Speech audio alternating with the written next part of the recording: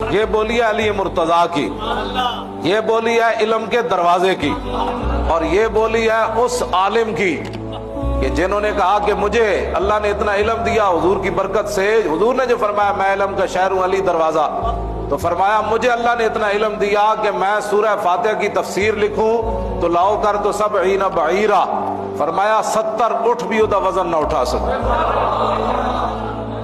اے علی دے علم دال۔ آج مولوی دو لفظ پڑھ کے دین کی کیا تشریح کرتے ہیں؟ بدنما اسلام دے داغ، اسلام دا لبادہ اوڑھ کے یا اداکارانہ تصویریں بنا کے پھر لوگ سارے کمنٹ، یہ مولوی ایسے ہوتے ہیں؟ مولوی ایسے نہیں ہوتے، مولوی ایسے ہوتے ہیں جیسے مولا کائنات ہے۔